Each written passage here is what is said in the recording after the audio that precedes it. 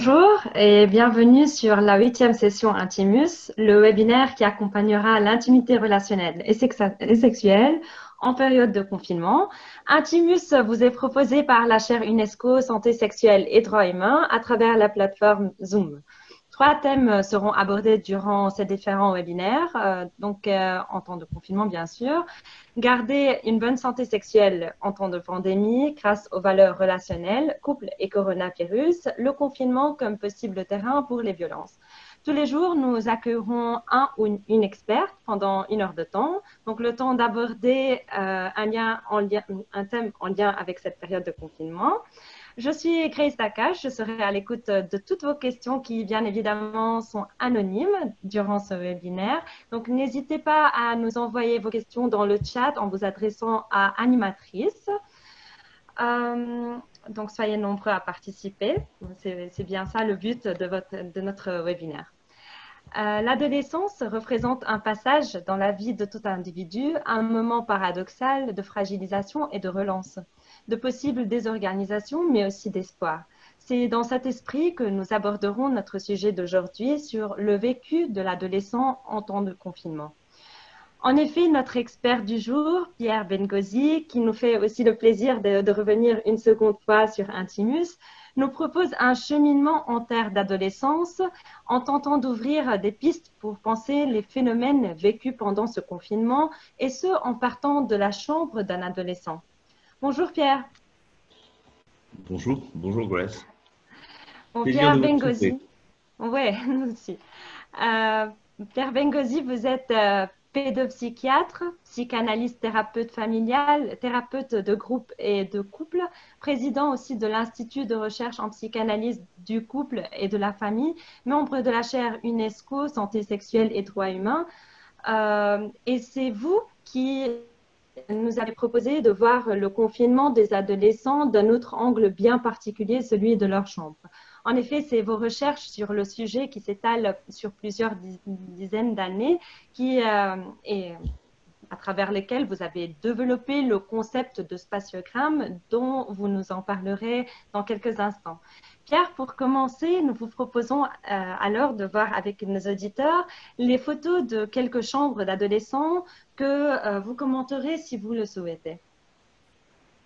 Voilà.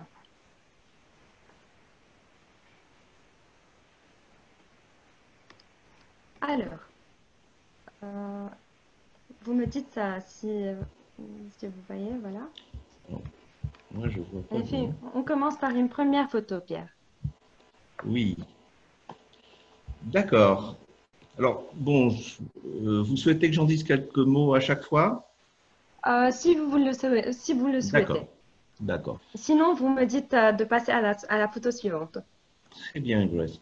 Alors, écoutez, bon, alors là, non, je préfère qu'on revienne à la précédente.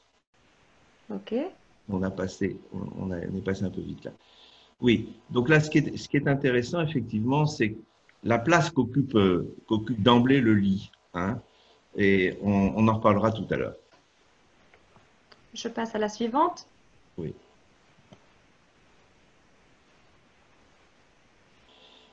Alors, ce qui est intéressant là, c'est comment l'occupation de l'espace est révélée à la fois à travers la manière dont les objets sont disposés, et c'est intéressant de voir que les vêtements se retrouvent directement sur le mur, comme si effectivement le mur était déjà un peu un corps et qu'il était costumé. Ensuite, l'ordinateur, ça va tout de suite nous indiquer à quel point cet objet qui est justement là intéressant posé sur le lit, il fait partie effectivement de la vie de l'ado, et il est ce monde entre l'intérieur et l'extérieur. Voilà. Ici, je vais noter particulièrement l'ensemble aussi des centres d'intérêt que représentent certains aspects, comme par exemple les bibliothèques, etc. Et on note la guitare, cette dimension de la musique, ce son. Mais aussi, c'est la première fois que là, on voit des fenêtres, c'est-à-dire ce rapport aussi entre le dedans et le dehors. Oui. Ah. Alors, ce dehors, il peut aller très loin. Il peut aller dans le monde entier, mais il peut aller dans le cosmos. Ouais. On continue. Très intéressant de voir que c'est une chambre, mais qu'une chambre, ça peut se partager. Et ça peut se partager en particulier avec des frères, avec des sœurs. Ça peut se partager de temps en temps, ça peut, à l'occasion, par exemple, de garde alternée, de questions comme ça. Mais ça veut dire que c'est à la fois un monde individuel, mais qui peut être aussi un monde qu'on peut avoir avec un autre. Oui. Ah, ben, vous avez dit qu'effectivement, une de mes approches centrales depuis pas mal d'années était centrée autour de ce que j'ai appelé le spatiogramme. Alors, en fait, c'est intéressant d'en dire d'emblée quelques mots parce que quelque part, ça va nous servir un peu de fil rouge sur la manière d'appréhender aujourd'hui cette question. Et ça va nous montrer pourquoi j'ai préféré partir de la chambre des adolescents pour pouvoir parler aujourd'hui de la question de notre actualité du confinement à l'occasion, effectivement, et ça c'est important de le rappeler, il ne s'agit pas d'un confinement pour un confinement, il s'agit d'un confinement dans un contexte spécifique qui est le contexte globalement d'une pandémie et d'une pandémie généralisée. Hein. C'est-à-dire qu'on est à la fois dedans, mais il y a un dehors, et un dehors qui se vit avec une menace claire, une menace invisible, une menace médiatique, une menace dont on se protège, et il y a toute cette dimension qui est présente et qui va être particulièrement centrale pour nous dans notre réflexion, c'est le rapport aux protections, le rapport à la manière dont peuvent se vivre. Et alors, la chambre des ados, elle est intéressante pour moi parce que, d'une certaine mesure, la chambre, c'est la tête, la chambre, c'est le corps, la chambre, c'est l'ensemble du monde intérieur et la manière dont se vit l'ado et dont quelque part, il nous montre un peu ce qu'il est à travers la manière dont il occupe, il vit et il construit cet espace. Par exemple, la porte, c'est une frontière entre l'intime et le privé. Hein. Mais on va voir comment, effectivement, ce spatiogramme dont je dis d'emblée un mot, hein, qu'est-ce que j'appelle spatiogramme? En fait, c'est l'ensemble des représentations de l'espace vécu. Vous aurez une diapo en fin qui vous reprécisera ça. Donc, c'est la représentation de l'appartement, de la maison, et en particulier de la chambre d'enfant. Il faut… Ouais. Oui, pardon Pierre. Oui. Pardon. Avant d'approfondir, de s'approfondir un peu sur le sujet de la chambre des ados et du spatiogramme, j'aimerais juste avoir une sorte de définition, si on peut dire, après cette visite du monde adolescent, comment on peut définir cette période d'adolescence, mais aussi l'adolescent, qui est l'adolescent. Est-ce que c'est uniquement l'adolescence, c'est uniquement seulement les changements hormonaux qui occurrent, les changements du comportement dont les parents pourront témoigner, par exemple? C'est qui un adolescent? Alors d'abord, ça n'existe pas, comment je veux dire, tout adolescent est singulier, c'est-à-dire hein, comme tout un chacun. Donc il faut à la fois avoir un regard sur ce qu'il est comme unique au monde, et en même temps ce qui m'a intéressé en tant que pédopsychiatre et psychanalyste de l'adolescence, entre autres, et thérapeute familial, c'est important parce que ça va être central dans la manière de penser la place qu'occupe l'adolescent dans l'ensemble des liens et dans l'ensemble de l'organisation de ces liens, à la fois avec sa famille et son environnement, mais aussi avec ses copains. Alors, ce qui m'a intéressé de penser, c'est à travers, je le formule à travers une métaphore que j'appelle l'adolescence chrysalide. C'est-à-dire, effectivement, on a l'habitude de penser l'adolescent comme un enfant qui grandit et qui va bientôt devenir un homme, mais qui n'est pas tout à fait un enfant, qui n'est pas encore un homme ou une femme. Et ce qui est très important pour nous, c'est de bien repérer que c'est tout autre chose. C'est tout un monde particulier, c'est un monde d'entre-deux, c'est un passage extraordinaire. Et la métaphore que j'utilise à travers l'adolescence chrysalide, c'est de dire que c'est aussi différent que peut l'être pour un papillon une chenille, et c'est une période chrysalide, une période où il y a des protections qui se refont. Mais c'est un remaniement à la fois interne, externe, et c'est un monde d'entre-deux, et c'est un monde en transformation. C'est ça qui va être intéressant d'accompagner, de repérer, y compris quand dans le contexte du confinement, ce processus-là va se retrouver confronté à des bouleversements. Ouais.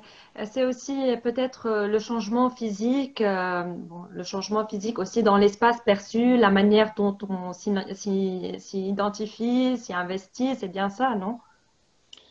Alors, on dit juste un petit mot parce que c'est pas, on va pas faire un topo trop centré sur la clinique de l'adolescence en tant que telle, mais il faut, pour comprendre un peu ce qui se passe dans ce contexte de confinement, il faut comprendre qu'effectivement, cette révolution extraordinaire que représente ce passage d'adolescence, c'est à la fois physique, psychique, social, c'est quelque chose de global, et c'est à la fois quelque chose d'individuel, et c'est à la fois quelque chose de groupal. C'est d'où l'idée, effectivement, c'est tellement groupal que toute adolescence met en jeu l'ensemble de l'organisation du groupe familial, à tel point qu'on va parler d'adolescence familiale.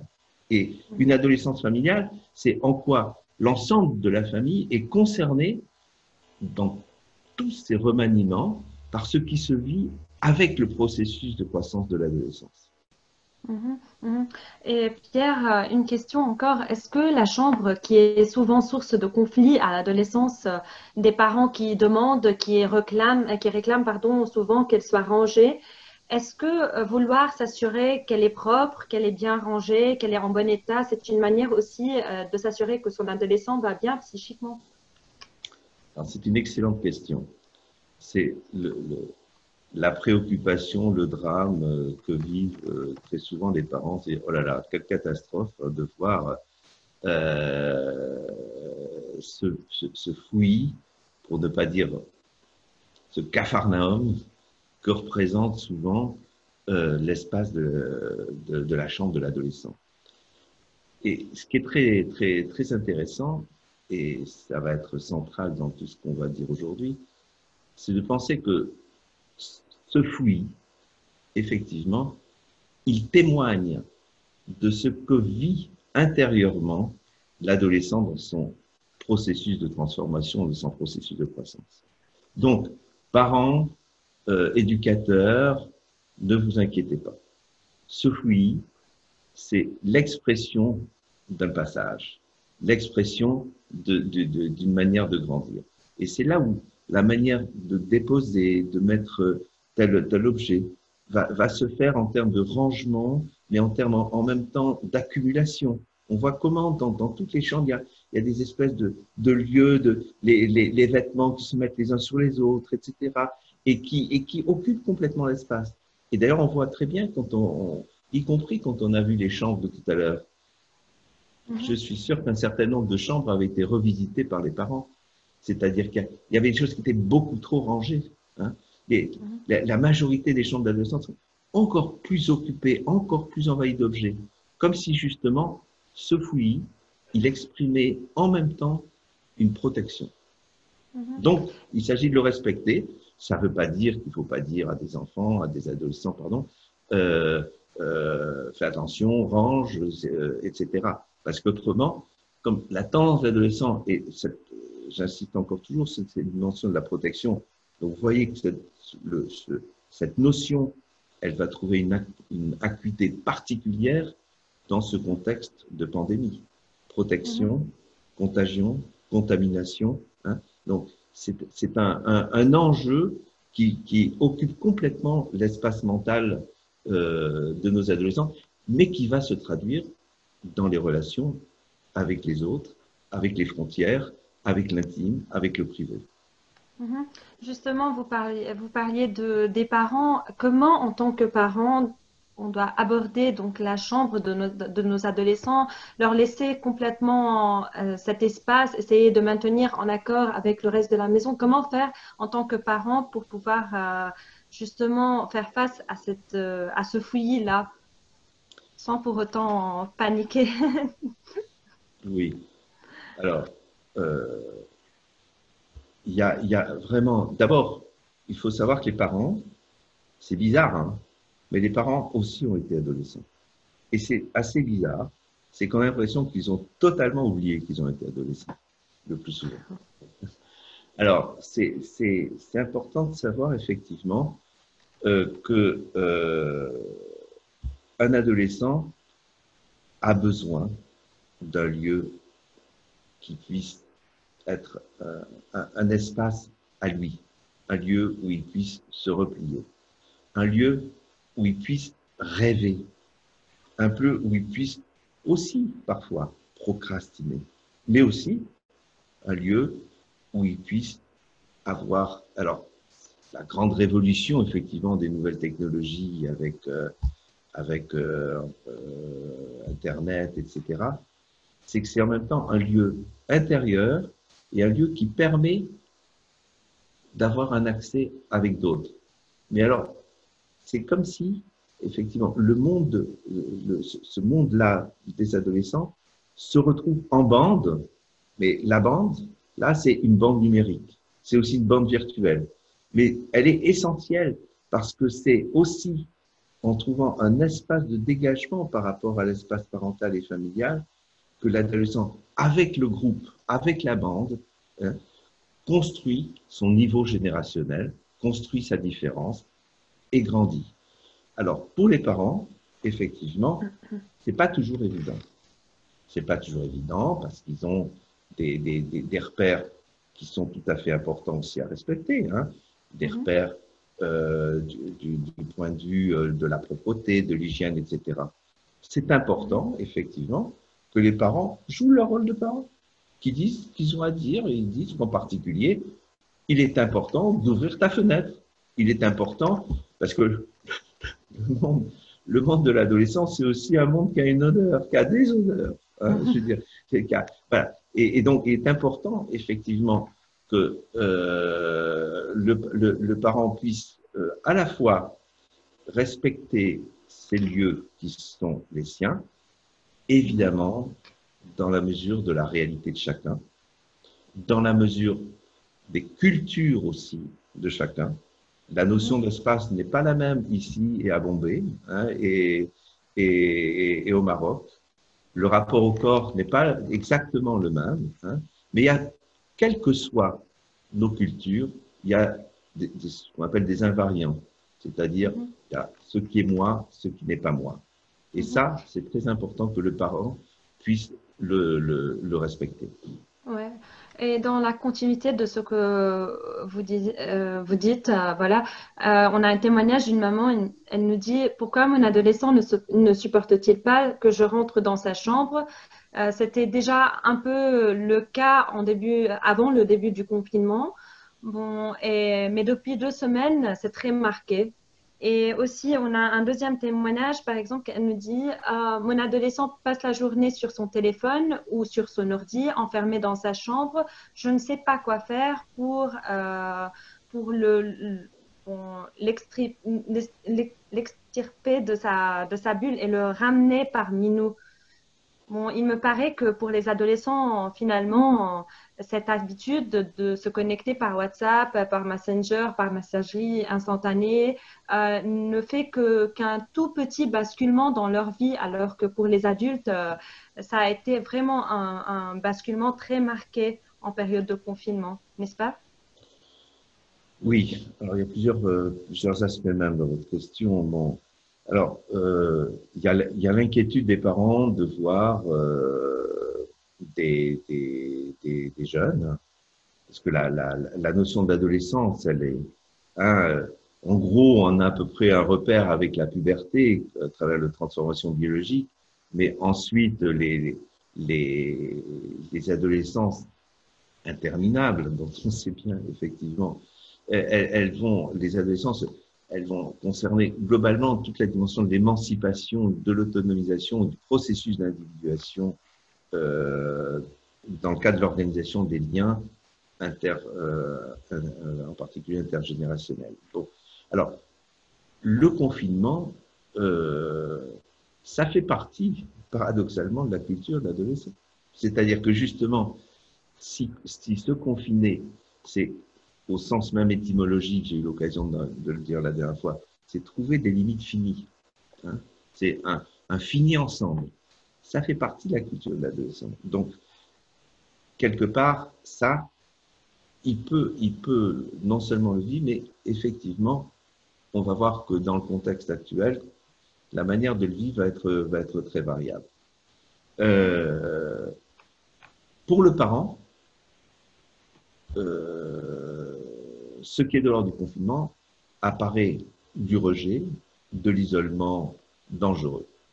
Alors, il faut voir qu'il a aussi, que c'est essentiel que le parent mesure un peu à quel point on est en face d'un enfant, pardon, d'un adolescent qui est dans son espace, qui vit sa vie, et, hein, et celui qui se retrouve dans un isolement qui va être plutôt du côté de la dépression, hein, qui va être plutôt d'un repli associé à de l'angoisse. Mhm. Celui qui est globalement en train de vivre sa vie, il, il est dans sa chambre, il vit sa chambre comme quelque chose qui témoigne un peu de l'ensemble de son corps, de ses limites. Les murs, c'est les limites de son corps. Hein.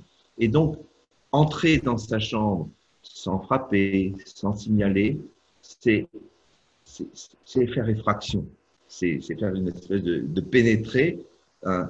Alors, si, par exemple, on pénètre sans le lui dire, etc., ça peut être même vécu, on le sait, c'est un grand mot, mais en tout cas comme une violence. Hein. Et donc, les adolescents ont toujours besoin, pour donner, faire respecter ces limites, de témoigner à quel point ils sont dans une angoisse d'intrusion. Et le parent doit l'entendre. Ça n'empêche que le parent ne doit pas laisser non plus un adolescent, dans un isolement jusqu'à se laisser, par exemple. Donc, d'où l'importance qu'il y ait des repères de vie familiaux. Par exemple, les Mhm. temps de repas. Par exemple, le fait que le parent s'assure que l'adolescent, il a une temporalité qui va faire qu'il va se lever, qui va se laver, qui va s'habiller, qui ne va pas rester uniquement tout le temps en pyjama. Hein. Il y a les habits du jour, les habits de la nuit, hein, Mhm. et, tout, et qui va avoir des temps autant que possible partagés. Et ça, c'est très, très important, non seulement pour le parent, mais c'est important pour le jeune. Mhm. Bon, si le confinement peut marquer le développement des adolescents, comme vous le dites, qui le vivent en ce moment, est-ce que ça peut aussi marquer la vie familiale et la relation avec les parents sur le long terme, je veux dire? Ah, vous voulez dire dans quelle mesure ce qu'ils vivent actuellement peut marquer sur le long terme? Ouais. Oui. Alors, c'est clair que, d'abord, l'avenir nous le dira, mais c'est clair que c'est une expérience extraordinaire de partage. Pourquoi? Ben, d'abord parce que l'expérience du confinement, elle est vécue par tout le monde. Elle n'est pas vécue que par les adolescents. Chacun va le vivre en fonction de ce qu'il est. Alors, je vous ai dit aussi qu'il faut toujours recontextualiser les choses, en particulier aux références d'appartenance culturelle, aux références d'appartenance des valeurs familiales. Par exemple, il y a je sais, des gens qui se retrouvent avec des moments de méditation partagés ou d'activités partagées. Ce qui est vraiment, vraiment important, c'est comment ce temps soit à la fois un temps singulier et un temps familial. Pierre, nous avons une jeune fille qui aimerait intervenir en live. C'est Adélaïde. Bonjour Adélaïde. Bonjour. Vous avez une question pour Pierre? Oui, alors, Oui. en fait, je suis revenue vivre chez mes parents pendant le confinement. Et j'avais déjà pris mon indépendance depuis quelques années parce que j'étais partie en études supérieures. Par contre, la cohabitation avec ce confinement est un peu compliquée parce que le rythme de vie n'est pas forcément le même. Par exemple, j'ai une mère qui travaille de nuit, donc c'est compliqué de s'adapter, surtout quand on a pris sa propre indépendance. Et aussi, je passe beaucoup de temps dans ma chambre et j'ai plus vraiment l'impression que ce soit une part de moi parce que ça fait des années que je n'y suis plus. Et j'aurais voulu savoir comment je pourrais trouver un équilibre entre le nouveau rythme de vie de mes parents en couple, leur volonté, et mon envie d'être indépendante. Alors Merci d'abord, Adélaïde. vraiment avec Wes, je vous remercie aussi de votre témoignage qui est particulièrement intéressant parce que vous témoignez de ce que peut être pour un jeune les allers et le retour et le fait d'avoir commencé à vivre une expérience où vous êtes retrouvé complètement euh, dans un autre espace, dans une autre chambre que vous avez sûrement laissée pour pouvoir vous retrouver dans l'espace de protection familiale à l'occasion de ce confinement. Mais en même temps, tel que d'autres adolescents m'en ont témoigné, ça n'est évidemment pas si simple que de se retrouver et que d'avoir à revenir parce que c'est à la fois un certain type de confort, de sécurité, c'est rassurant, mais on peut se retrouver, surtout si vous êtes parti, c'est sans doute que vous êtes en train de faire des études ou que vous avez une activité, donc vous êtes déjà en âge sûrement un peu intermédiaire. Vous êtes dans cette période intermédiaire où l'adolescent est encore un peu entre du dedans, du dehors, et en train de témoigner de ce qu'il en est de cette nouvelle réalité. Et vous vous retrouvez dans votre chambre. Et votre chambre, elle va témoigner de tous ces objets de l'enfance. Par exemple, on a pu me dire à quel point des adolescents qui se retrouvent sont amenés à re-ranger les objets, mais en garder quelques-uns, à remodifier le décor, leur décor, à changer les photos de leurs idoles, que ce soit de Marilyn Monroe du cinéma, des champions de sport, de foot, etc. C'est là où il y a la chambre d'adolescent, elle est aussi sexuée, témoigne aussi du sexué. Et donc, vous retrouvez dans un monde plus qui est celui de l'enfance, et vous avez à gérer la manière de vous retrouver avec vos parents. Alors, c'est que vous êtes dans cet espace un petit peu intermédiaire où vous allez pouvoir partager avec vos parents et pas qu'avec vos parents. Si vous avez des frères, des sœurs, etc., vous allez partager avec vos parents une nouvelle actualité. Vous allez pouvoir leur parler de ce que vous vivez, de ce que vous avez vécu. Vous allez donner un autre souffle à vos parents de ce que vous vivez en dehors, et vous allez vous construire en même temps avec ce que vous vivez à l'intérieur. Et je ne doute pas que ça n'est pas parce que vous êtes à la maison que vous avez rompu avec toutes les communications partagées avec d'autres, des amis, des copains, peut-être même un petit copain qui est peut-être dans un autre ailleurs, qui est dans un autre monde, qui vit aussi actuellement cette expérience. Et c'est vrai que c'est là où on a aussi toute cette dimension d'un nouvel érotisme dans ce contexte particulier. Donc, parler, mais en même temps, n'hésitez pas, évidemment, à leur montrer que vous avez changé, que vous avez envie de faire des activités, du sport, et si vous avez un jardin, eh bien, de pouvoir leur montrer que vous êtes capable de faire des exercices et que vous avez changé à d'autres niveaux. Pierre, on a, bon, voilà, aujourd'hui les auditeurs, ils posent plein de questions, mais aussi on a un jeune auditeur, Lolo, qui aimerait vous poser une question aussi. Bonjour Lolo. Oui, bonjour. Bonjour Grâce, bonjour Pierre. Je ne vous Aujourd'hui, entends pas bien. Oui, vous m'entendez mieux? oui, parfait. Merci Lolo. Oui, très bien. Donc moi, ma situation, elle est un tout petit peu différente qu'Adélaïde. Donc moi, j'ai toujours vécu avec mes parents et donc j'ai pas pris concrètement et vraiment mon indépendance de mes parents, mais je réussissais toujours à trouver des moments pour être seul, pour des moments intimes à moi, pour me découvrir, etc. Mais avec le confinement, ça devient de plus en plus difficile, voire impossible. Et je me demande comment je peux approcher mes parents, leur dire que j'ai besoin de mon propre espace, de ma propre vie privée un peu à certains moments.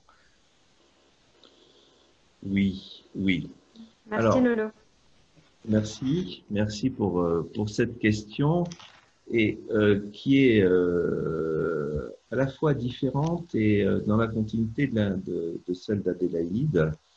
Euh, alors, en pensant à la fois ce que nous a dit Adélaïde et ce que vous êtes en train de nous dire, euh, en gros, vous arrivez, pardon, vous êtes là, et peut-être que vous supportiez plus facilement ce quotidien habituellement, et que dans le contexte actuel, il y a quelque chose qui rend les choses encore plus, peut-être encore plus étouffantes, c'est ça? Oui, c'est qu'il n'a jamais quitté ce nid familial et que bon, il avait l'habitude de trouver des moments pour lui pour voilà être en intimité, voilà, et se découvrir. Mais là, c'est quasiment impossible parce que les parents sont toujours à la maison et que C'est tout le ça. monde est à la maison, voilà. D'accord, d'accord. Alors, voilà. Alors, il se trouve que vos parents sont tout le temps à la maison, ce qui, d'une certaine mesure, peut aussi vous rassurer, Lolo. Je pense encore à Adélaïde qui disait que sa maman était un peu en première ligne de cette guerre contre le virus, puisqu'apparemment, si j'ai bien compris, elle a une fonction soignante et en tout cas, elle sort. Et effectivement, il se trouve que le fait d'être à l'extérieur et d'entrer, crée un certain type de relation à la fois de respect. Alors, on a beaucoup insisté pour montrer, ça c'est plus en direction des jeunes, en quoi les parents qui maintiennent ce type d'activité-là ont quelque part une dimension héroïque et qui sollicite la fierté des jeunes. Voilà, vos parents, effectivement, ils occupent le même espace que vous dans la permanence. C'est-à-dire qu'ils sont là tout le temps. Hein. Alors, ils sont là tout le temps. Et la dernière fois, lors de ma dernière intervention en visioconférence, j'ai dit à quel point le confinement risque de nous confronter à un côté, j'ai employé l'image de la cocotte minute. Et donc, Oui. on peut se retrouver les uns sur les autres, ça peut, et la tension peut monter. Alors, plus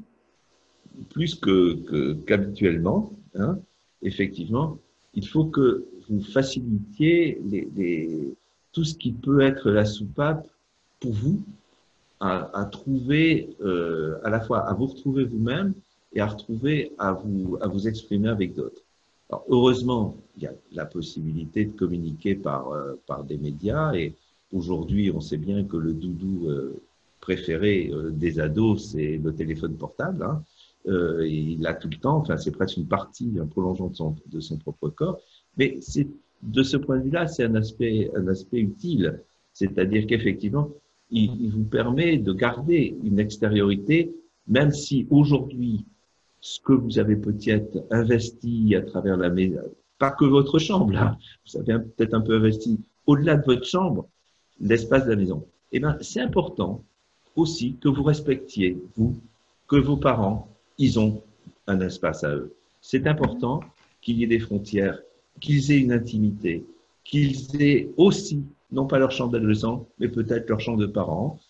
Tout dépend comment ils s'entendent. Hein. Mais voilà, que les espaces de chacun soient à la fois respectés et qu'en même temps, les espaces où vous regroupez, les temps où vous regroupez, soient aussi repérés de façon rituelle en particulier. On n'est pas là tout le temps les uns sur les autres. On est là à des moments particuliers pour partager un moment de jeu, un moment de repas. Voilà. Pierre, encore une question. Je m'appelle Julia, j'ai 16 ans et mon petit copain me demande de faire l'amour par Internet. Que dois-je faire? Et encore une autre question sur le Elle a sujet quel âge? de Elle a quel 16 âge? ans. 16 ans. D'accord. Oui, oui. Et encore une deuxième question bon, qui est aussi sur le sujet de l'intimité sexuelle dans sa chambre. Je partage ma chambre avec ma sœur, donc j'étouffe, mais en même temps, je ne peux pas lui demander de partir. Comment faire pour vivre mon intimité sexuelle dans ma chambre, donc avec ma sœur. Donc là, on a deux dimensions dans la question. La première, Oui. c'est Julia qui est D'accord. avec son copain D'accord. et la deuxième, la chambre partagée. D'accord. Alors, donc, là, on aborde cet aspect évidemment essentiel de la vie affective, la dimension de la sexualité telle qu'elle peut se vivre dans le monde adolescent dans ce contexte de confinement. Alors, la première question, où le copain est à l'extérieur et il demande à faire l'amour avec elle par l'intermédiaire d'un média, je ne sais pas lequel, elle invite à beaucoup de prudence. Pourquoi? Elle invite à beaucoup de prudence, c'est-à-dire qu'à la fois, il est clair que par téléphone, on peut se parler. On peut se dire des choses importantes, peut-être dire des choses, peut-être qu'on ne dirait pas de la même manière si on était à distance. On peut parler de soi, on peut même parler de ce qu'on ressent, on peut même parler de son corps, on peut même parler de ses excitations, on peut parler de son désir, de son envie d'être dans les bras de l'autre. Et c'est une manière de vivre des émotions, de les partager et peut-être même de les stimuler, et en tout cas de stimuler à la fois des sensations, mais à la fois des rêveries, un imaginaire qui va donner à cette relation affective, sentimentale, amoureuse, un espace tout à fait formidable avec le fait que la distance peut donner l'envie de se retrouver. Et d'ailleurs, il va falloir faire attention parce qu'on a peut-être investi et magnifié l'autre et d'être prudent dans l'idée de retrouver l'autre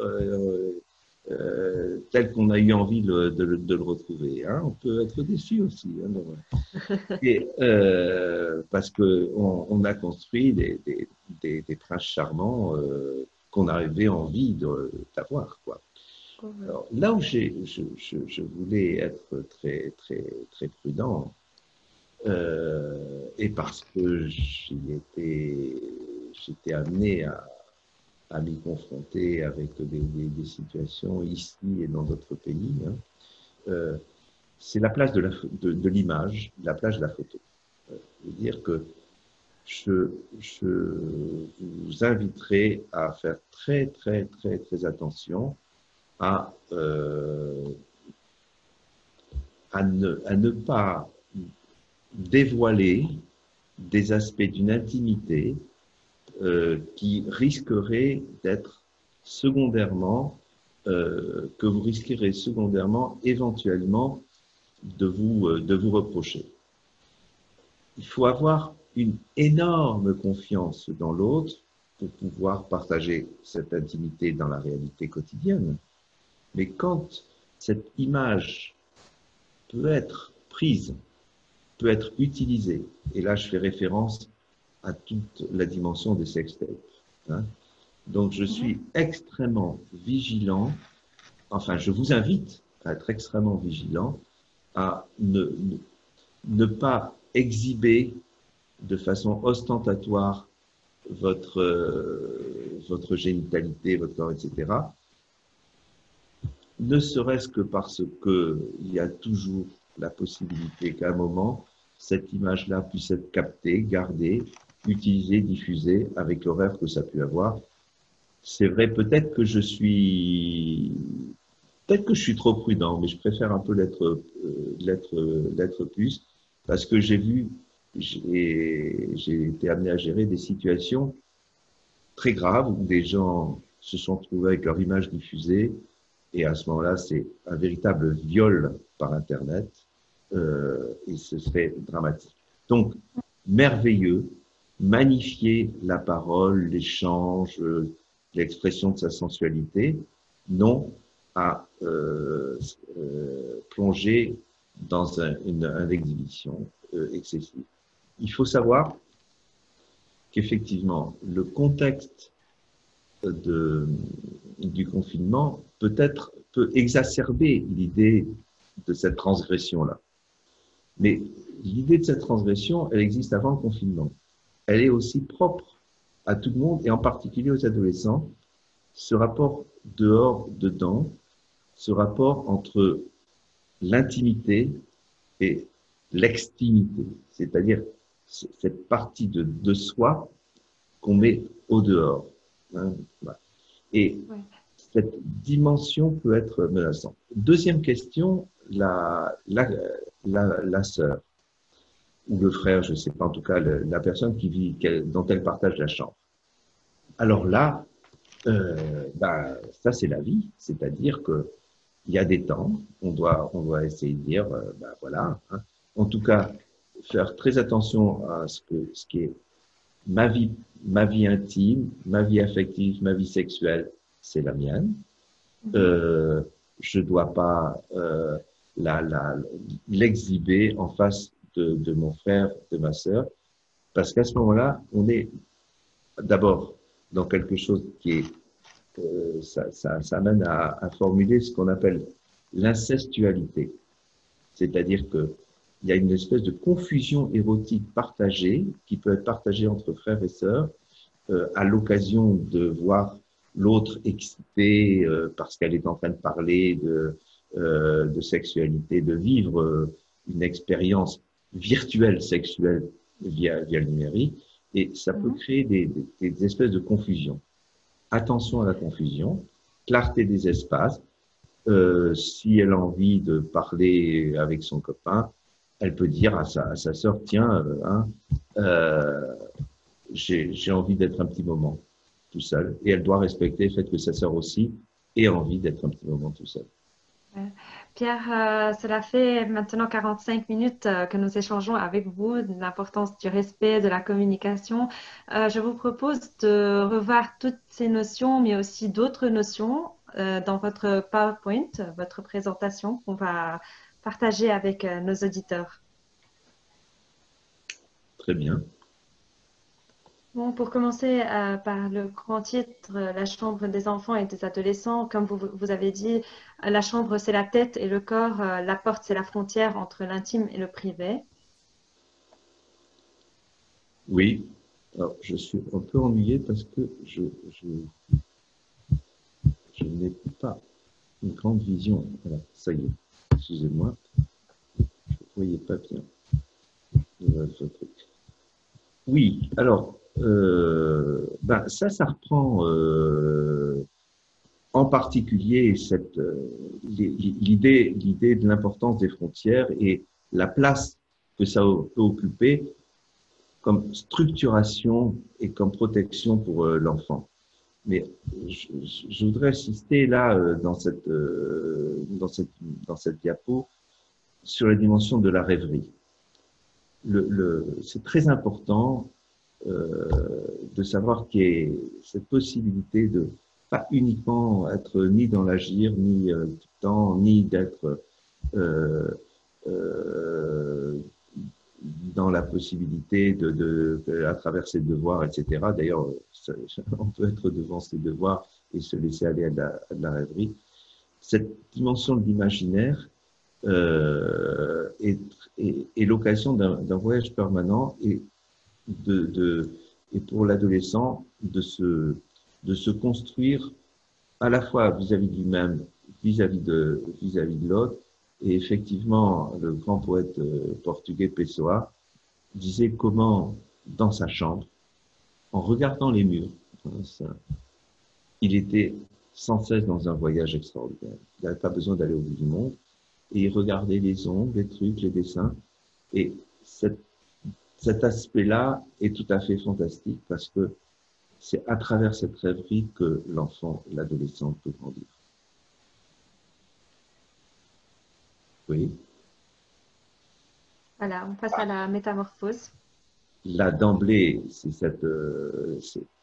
cette image-là qui va frapper. Voilà. Alors, il y a à la fois le mot fouille dont je vous ai parlé, qui témoigne de ce bouleversement extraordinaire, ce bouleversement dont je vous disais à travers la métaphore de l'adolescence chrysalide, qu'on est vraiment dans une métamorphose. Et cette métamorphose, elle est au prix de troubles extraordinaires possibles, c'est-à-dire que on ne sait plus très bien, quand on est adolescent, les limites de son propre corps qui est en train de se transformer avec, je veux dire, des seins, je veux dire, voilà, on grandit, la peau, la voix, on devient étranger à nous-mêmes sans savoir même, sans avoir la possibilité de maîtrise de cette transformation. On devient un inquiétant étranger à nous-mêmes et aux autres. Voilà. Alors, ça se passe bien. En tout cas, c'est important de pouvoir le parler, d'être accueilli, accompagné. Ça peut aussi être plus difficile à vivre, et en particulier, on sait bien à travers des comportements qui vont se traduire par un comportement alimentaire de type anorexie, où il y a des décalages entre la manière de se vivre, de se voir dans l'idée qu'on a de soi et dans sa propre réalité. Voilà. Alors, il faut savoir qu'en période de confinement, on en parle avec des collègues, des pédopsychiatres. Actuellement, il y a beaucoup d'adolescents, globalement, vont plutôt bien. Et ce paradoxe du confinement, c'est comme disait mon ami, le psychanalyste grand spécialiste d'adolescence, Philippe Button, c'est à la fois terrible et formidable. Terrible et formidable. Parce que c'est à la fois terrible parce qu'on se retrouve coupé de ses copains, et formidable parce qu'on vit une expérience extraordinaire, une expérience inédite, et qu'on la vit tous, et on vit un événement mondial qui va nous transformer tous. Mais cette expérience, elle peut être aussi extrêmement angoissante, et elle peut se traduire lorsqu'il y a des effractions Et justement, une des effractions extrêmement importantes sur lesquelles il faut être vigilant actuellement, c'est l'effraction de l'espace intime du jeune, la symbolique de la porte, de la pudeur vis-à-vis de la porte ouverte et fermée. Et dans cette histoire-là, on peut retrouver des choses compliquées du côté de troubles des conduites alimentaires, d'angoisse de contamination, des choses comme ça. Et il faut être actuellement attentif à tout ce processus de croissance, mais il ne faut pas trop s'inquiéter. Globalement, la majorité va pouvoir devenir de très jolis papillons. On rebondit un peu sur le spatiogramme. Voilà. Alors là, je vous laisserai le lire un peu tranquillement. Pour moi, c'est vrai que l'expérience que j'ai à travers la création de ce média que j'appelle Spatiogramme, c'est d'avoir montré à quel point, un peu comme un bonhomme dessiné par un enfant, il nous témoigne de la réalité de mieux que tous les discours, quoi. Il est de la réalité de comment il se vit. Par exemple, ce petit bonhomme-là, il est là avec un gros bâton en termes de sexe, alors qu'en fait, c'est une fille, par exemple. C'est très intéressant de voir comment, dans ses fantasmes et dans ses projections, à travers ce dessin, il nous montre voilà, que cette question est présente dans sa vie psychique. Ça, c'est le dessin du bonheur. Eh bien, en analogie, le dessin de l'espace habité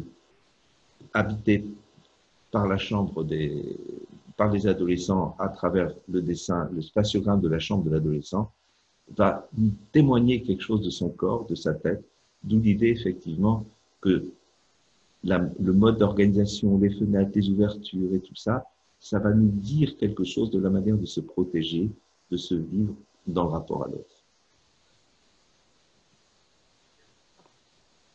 Oui, ben voilà un exemple.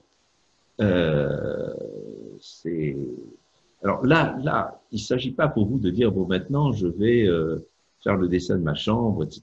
D'ailleurs, ça m'amuserait de voir que les gens fassent ces dessins-là.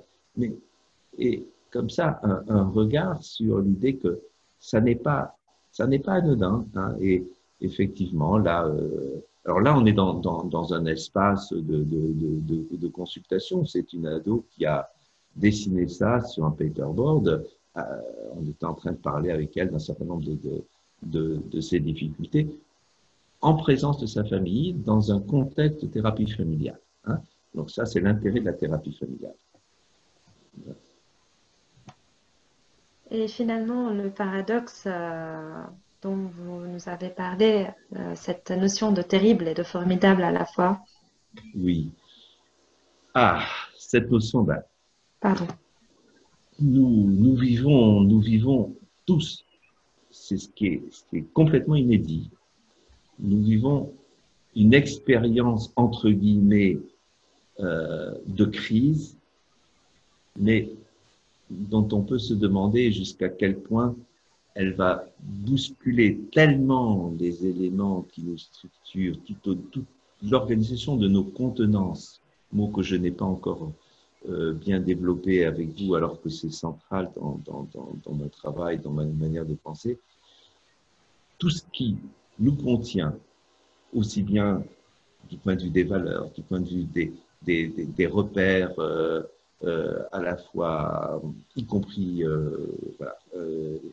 des protections sanitaires, etc., se retrouvent mis en question, hein, y compris au niveau des organisations financières, et on voit bien. Mais cette angoisse de la vague, cette invisibilité qui est, je veux dire, il y a un paradoxe extraordinaire. On est là pour beaucoup. Alors, je parle pas d'un certain nombre de gens qui se retrouvent dans des conditions particulièrement difficiles auxquelles il faut être attentif, isolé, etc. Que ce soit, par exemple, certaines personnes âgées, on l'a vu en particulier dans le problème actuel qui se pose, mais aussi, j'en ai pas parlé, des adolescents qui se retrouvent seuls dans leur chambre aujourd'hui. Il y en a qui n'ont pas pu aller chez leurs parents.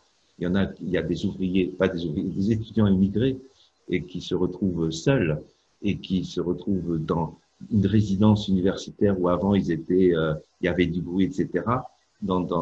Eh bien, dans ces moments où beaucoup vivent à la fois des éléments d'angoisse, on a l'impression d'être dans l'actualité d'un film de science-fiction. Mais c'est pas très bien. Dans quelle mesure tout ce qu'on est en train de vivre est quelque chose d'impensable. Hein.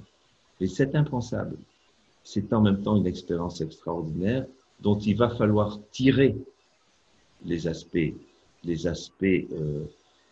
qui vont nous aider, nous tous, en tant que société adolescente, c'est-à-dire en tant que société en transformation, nous tous à grandir. Donc, merci les ados de nous aider à savoir nous ouvrir sur la manière de grandir.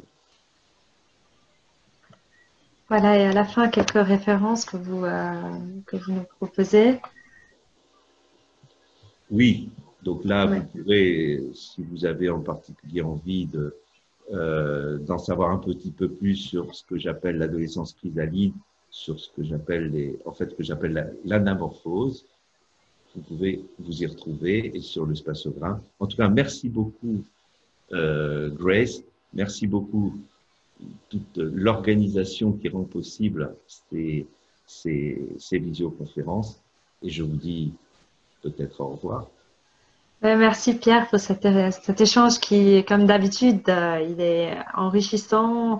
Et merci à tous nos auditeurs pour leur participation, notamment Adélaïde et Lolo, et tous les jeunes auditeurs pour leurs questions aujourd'hui, même les parents aussi qui nous ont posé plein de questions.